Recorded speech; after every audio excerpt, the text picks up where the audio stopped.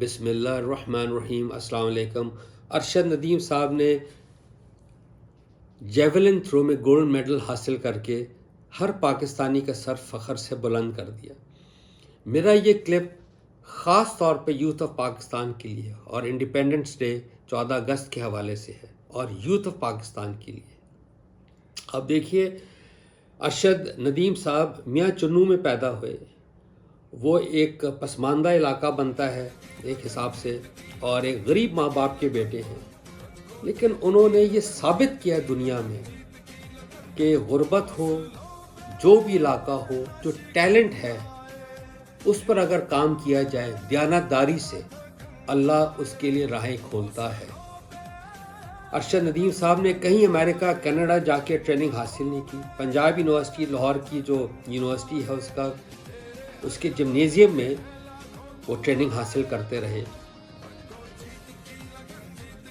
میں youth of Pakistan کو یہ کہنا چاہتا ہوں کہ اللہ پاک کی ایک خوبصورت آیت ہے قرآن میں کہ میں نے نفس بنائے ہیں، مجھ کو اللہ کہتا ہے نفسی وما سواہا، میں نے نفس بنائے اور میں نے نوک پلک ٹھیک کیے، یعنی میں نے ہر انسان کو بہت ایکسٹریملی ٹیلنٹڈ بنایا، اس کے اندر بہت پوٹینشیل ہے، بہت ٹیلنٹ ہے۔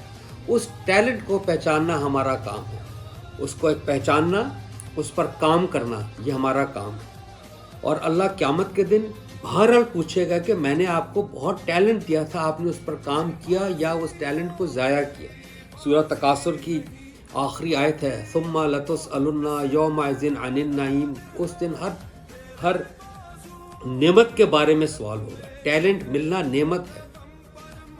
ٹیلنٹ ہر کسی قسم کا بھی ہو سکتا ہے، آپ لکھاری ہو سکتے ہیں، لکھاری لکھنے والا، یا آپ کھلاڑی ہو سکتے ہیں، ہر ایک کا اپنا میدان ہے۔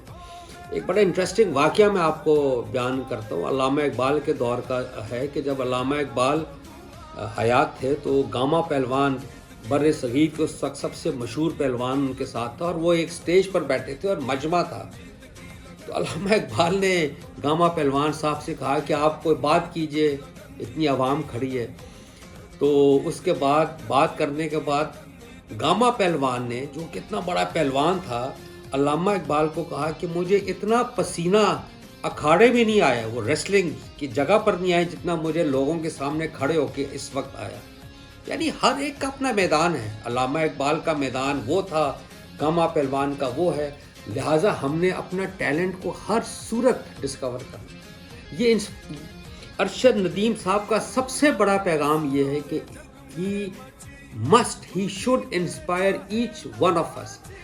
میری عمر کے لوگ کو بھی انسپائر ہونا چاہیے کہ جو ٹیلنٹ اللہ نے دیا، جو ہنر دیا، اس پر کام کرنا لازم بنتا ہے۔ میں آپ سے ایک بات عرض کرتا ہوں، پاکستان 1994 میں 1994 میں 4 گیمز میں ہم ورلڈ چیمپئن، پوری دنیا میں ہمارا ثانی نہیں تھا۔ 1994 میں کرکٹ کے ورلڈ چیمپئن، ہاکی کے ہم ورلڈ چیمپئن تھے، اسکواش کے ورلڈ چیمپئن اور سنوکر کے۔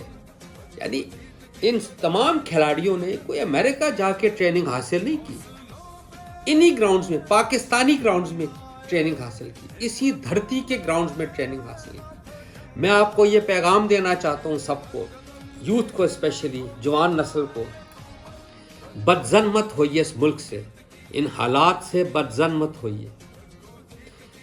اس مائنڈ سیٹ سے باہر نکلیے کہ اگر میں امریکہ ہوتا، اگر میں کینیڈا چلا جاؤں تو میں یہ کر لوں گا، میں یورپ چلا جاؤں یہ کر لوں گا۔ ارشد ندیم صاحب نے پروف کیا، آپ یقین کیجئے کہ اگر ٹیلنٹ ہے اس کو آپ پہچانیں، اس پر محنت کی جو لگن ہے اس کا ارادہ کیجئے، اللہ راہیں کھولے گا۔ اس کو انگلش میں کہتے ہیں، اردو میں پاپڑ بیلنا کہتے ہیں، انگلش میں ٹو برن دا مڈ نائٹ آئل۔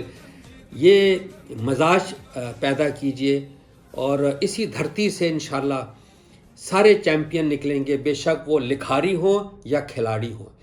میں ایک شعر آپ کے سامنے پڑھنا چاہتا ہوں، بڑا مشہور شعر ہے کہ گرتے ہیں شہ سوار ہی میدان جنگ میں، وہ طفل کیا گرے جو گھٹنوں کے بل چلے۔